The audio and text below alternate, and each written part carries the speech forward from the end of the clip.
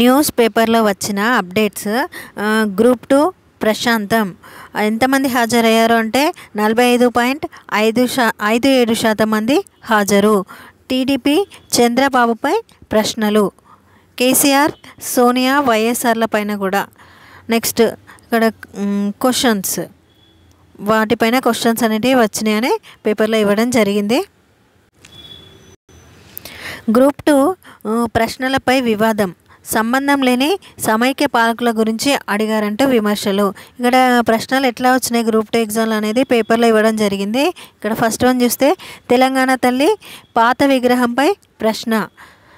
నక్సల్స్ ఎన్కౌంటర్లపై 10 ప్రశ్నలు. ప్రశ్నలు ఏపీపీఎస్సీ కోసమా అని ఇక్కడ హరీష్ రావు అడగడం జరిగింది. ఎక్కువ ఏపీపీఎస్సీ గురించి ఉన్నాయని దీంట్లో చెప్పడం జరిగింది. నెక్స్ట్ ఉద్యమ చరిత్ర లేకుండా చేయాలన్న కుటిల ప్రయత్నం అని అనడం జరిగింది. నెక్స్ట్ ముగిసిన పరీక్షలు ఎంతమంది హాజరయ్యారు అంటే 45.57% హాజరు.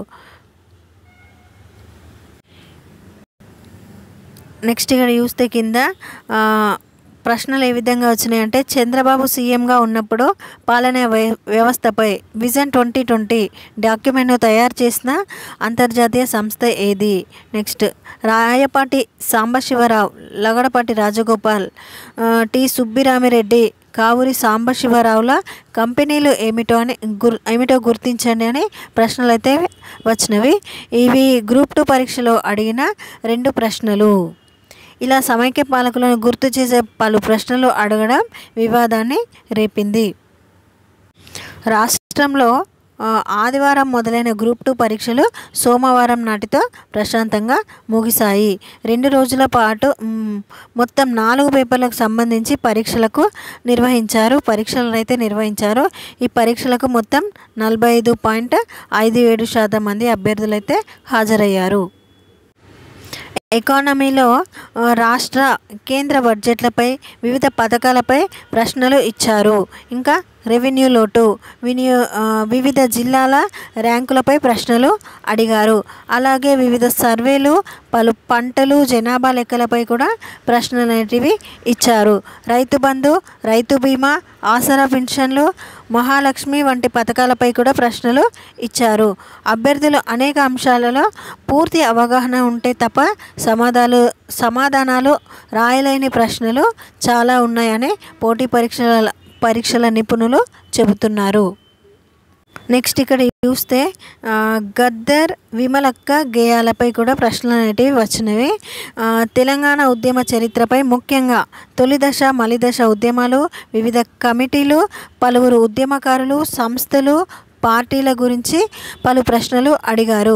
గద్దర్, విమలక్క గేయాలపై, ప్రొఫెసర్ జయశంకర్పై కూడా కొన్ని ప్రశ్నలు వచ్చాయి.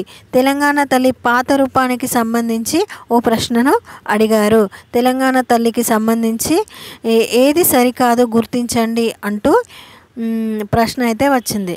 అది ఆ ప్రశ్న ఎట్లా ఉందంటే ఈమె గద్వాల పోచంపల్లి చీరలను పోలిన చీరలో ఉంది. ఇంకా తెలంగాణ తల్లి విగ్రహ కిరీటం వడ్డానంలో కోహినూరు జాకెట్ వజ్రాలను కూర్చున్నారు. ఈమె ఒక చేతిలో బోనం పట్టుకుంది. ఈమె పాదాల మెట్టెలు కరీంనగర్ ఫిలిగ్రీ వెండితో తయారు చేశారు అని ఇది ప్రశ్న మొత్తం ఈ విధంగా అడిగిండ్రు 4 ఆప్షన్స్ తోటి. అంటే ఆప్షన్స్ అయితే ఇచ్చారు. చంద్రబాబు సీఎంగా ఉన్నప్పుడు ఆదిలాబాద్ జిల్లాలను దత్తత తీసుకొని అక్కడ నీటిపారుదల ప్రాజెక్టులను అభివృద్ధి చేశారు. శ్రీశైలం రిజర్వాయర్ నుంచి సుమారు 190 టీఎంసీల నీటిని ప్రకాశం జిల్లాకు తరలించే ప్రయత్నం చేశారు. ఇలా ప్రశ్నలు అయితే వచ్చినవి అని ప్రశ్నలు ఇచ్చి అందులో ఏవి సరైనవి గుర్తించండి అని అడిగారు. నెక్స్ట్ ఇక్కడ చూస్తే 1983 ఎన్నికల్లో నక్సలైట్లు నిజమైన దేశభక్తులు, నక్సలైట్ల ఎజెండానే నా ఎజెండా అనే నినాదంతో ఎన్టీఆర్ ప్రచారం చేశారు. తెలుగు తల్లి అనే భావమును ప్రచారం చేయడం, ఇంకా ట్యాంక్ బండ్పై ఆంధ్రుల విగ్రహాలను ఏర్పాటు చేసి ఎన్టీఆర్ తెలంగాణ సమాజ సాంస్కృతిక పునాదులపై దాడి చేశారు అనేవి ఇచ్చి ఇందులో ఏవి సరైనవి అని అడిగారు. ఇంకా ఈ విధంగా అయితే ప్రశ్నలు ఇవ్వడం జరిగింది. మనం ఒకసారి ఇవి ఇట్లా చూస్తే నెక్స్ట్ జరిగే ఎగ్జామ్స్కి ఎట్లా ప్రిపేర్ కావాలి అనే ఒక అవగాహన ఐడియా అనేది వస్తుంది. నెక్స్ట్ కఠినంగా గ్రూప్ 2 ప్రశ్నలు అనేటివి ఇంకొక పేపర్లో ఇవ్వడం జరిగింది. ఎట్లా ఉన్నాయంటే పెద్దవిగా ఉండడంతో సరిపోని సమయం. ఇక్కడ చూస్తే 2 సెషన్లలోనూ ప్రశ్నలు అత్యంత కఠినంగా వచ్చాయి. స్టేట్మెంట్ ఆధారమైనవి ఎక్కువగా ఉండడం, ప్రశ్నలు పెద్దవిగా ఉండడంతో అభ్యర్థులకు సమయం అనేది సరిపోలేదు. అయితే ఇంకా పేపర్లో చూస్తే గ్రూప్ 2 ప్రశ్నపత్రంలో సీమాంధ్ర నేతలపై ప్రశ్నలు. తెల్లబోయిన అభ్యర్థులు చంద్రబాబు, లగడపాటి, కావూరి సుబ్బరామిరెడ్డి, రాయపాటి పేర్ల ప్రస్తావన. ఇక్కడ చూస్తే వెలిచాల జగపతిరావుపై గ్రూప్ 2లో ప్రశ్నలు. ఇతను కరీంనగర్ జిల్లాకు చెందిన మాజీ ఎమ్మెల్సీ వెలిచాల జగపతిరావుపై గ్రూప్ 2లో ప్రశ్నలు వచ్చాయి. 4వ పేపర్లో ఎవరి ఆధ్వర్యంలో తెలంగాణ శాసనసభ్యుల ఫోరం ఏర్పడింది అనే ప్రశ్న అడిగారు. ఇంకా తెలంగాణ ఏర్పాటు చేయాలనే డిమాండ్తో 1992లో వెలిచాల జగపతిరావు కన్వీనర్గా జానారెడ్డి చైర్మన్గా తెలంగాణ శాసనసభ్యుల ఫోరాన్ని ఏర్పాటు చేసి అన్ని పార్టీలకు చెందిన 92 మంది ఎమ్మెల్యేలతో సంతకాలతో అప్పటి ప్రధాని పివి నరసింహారావుకి వినతి పత్రం సమర్పించారు.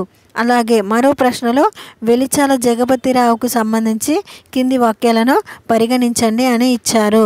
1989లో ఆయన కరీంనగర్లో తెలంగాణపై 3 రోజుల పాటు సదస్సు నిర్వహించడం. నెక్స్ట్ దుశ్చర్ల సత్యనారాయణ ఆధ్వర్యంలో నిర్వహించిన జల సాధన సమితి ఉద్యమంలో చురుగ్గా పాల్గొనడం, ఆయనకు సంబంధించి వాక్యాల్లో సరైనవి అని అడగడం జరిగింది. నెక్స్ట్ ఇక్కడ వెలిచాల జగపతిరావుపై గ్రూప్ 2లో ప్రశ్నలు అనేటివి వచ్చినాయి. అయితే ఇక్కడ ఏమొచ్చింది అంటే ఇక్కడ చూస్తే వెలిచాల జగపతిరావుకు సంబంధించి క్రింది వాక్యాలను పరిగణించండి అని ఇచ్చారు.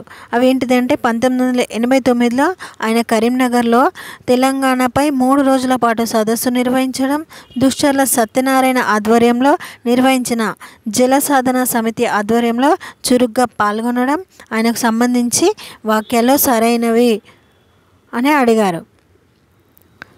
అయితే ఇవి ఇప్పుడు నేను చెప్పిన ఇవి సరైనవి అని ఆయన కుమారుడు ఈ పేపర్ స్టేట్మెంట్ ద్వారా చెప్పడం జరిగింది. Congress party Karimnagar parliament incharge Velichala Rajender Rao వెల్లడించారు. 1989లో తెలంగాణ ఆవశ్యకతపై 3 రోజుల సదస్సు నిర్వహించి మలిదశ ఉద్యమానికి తన తండ్రి అంకురార్పణ చేశారని గుర్తు చేసుకున్నారు. ఇప్పుడు వాళ్ళ కుమారుడు అయితే చెప్పడం జరిగింది. వాళ్ళ కుమారుడు పేరు రాజేందర్ రావు. గ్రూప్ 2లో ప్రశ్నలు ఇవ్వడం ద్వారా తన తండ్రి త్యాగాన్ని, ఆయన పోరాట చరిత్రను ఈ తరానికి తెలియజేసినందుకు టీజీపీఎస్సీకి బాధ్యులకు రాజేందర్ రావు అతని కుమారుడు కృతజ్ఞతలు తెలిపారు. ఇది నెక్స్ట్ వచ్చేసి ఇక్కడ చూస్తే జాబ్ క్యాలెండర్ ప్రకారమే నోటిఫికేషన్లు విడుదల చేస్తామని డిప్యూటీ సీఎం బట్టి విక్రమార్క పేర్కొన్నారు. ఉద్యోగాల ఖాళీలు అంచనా వేసి టీజీపీఎస్సీ ద్వారా పరీక్షలు నిర్వహిస్తామని తెలిపారు. శాసన మండలిలో సోమవారం ప్రశ్నోత్తరాల సందర్భంగా బీఆర్ఎస్ సభ్యులు అడగడం జరిగింది. అయితే ఉద్యోగాల భర్తీ కోసమే జాబ్ క్యాలెండర్ ప్రకటించామని, దశల వారీగా భర్తీ చేస్తామని ఆయన వెల్లడించారు. దశల వారీగా ఉద్యోగాల భర్తీ అధికారంలోకి వచ్చినప్పటి నుంచి 54,000 నియామకాలు బట్టి విక్రమార్క మండలిలో ప్రకటించిన డిప్యూటీ సీఎం. కాంగ్రెస్ అధికారంలోకి వచ్చాక రాష్ట్రంలో 54,000 ప్రభుత్వ ఉద్యోగాలు భర్తీ చేశామని డిప్యూటీ సీఎం బట్టి విక్రమార్క వెల్లడించారు. రాష్ట్రంలో ఖాళీగా ఉన్న ఉద్యోగాలను దశల వారీగా భర్తీ చేస్తామని స్పష్టం చేశారు. సోమవారం శాసన మండలిలో ప్రభుత్వ ఉద్యోగాల భర్తీపై సభ్యులు అడిగిన ప్రశ్నలకు ఆయన సమాధానం చెప్పారు. నెక్స్ట్ ఇక్కడ చూస్తే 18 ఏళ్ళకే ప్రపంచ ఛాంపియన్షిప్ చరిత్ర సృష్టించిన Dommaraju Gukesh. World chess title గెలిచిన పిన్న వయస్కుడిగా రికార్డ్. ఆనంద్ తర్వాత విశ్వ విజేతగా నిలిచిన భారతీయుడిగా ఘనత. హోరాహోరీ పోరులో లిరెన్ పరాజయం. Thank you for watching this video and subscribe my YouTube. ఇంకా వీడియో ఎవరైతే ఎగ్జామ్స్కి ప్రిపేర్ అవుతున్నారో వాళ్ళకి షేర్ చేయండి, లైక్ చేయండి అండ్ సబ్స్క్రైబ్ చేయండి.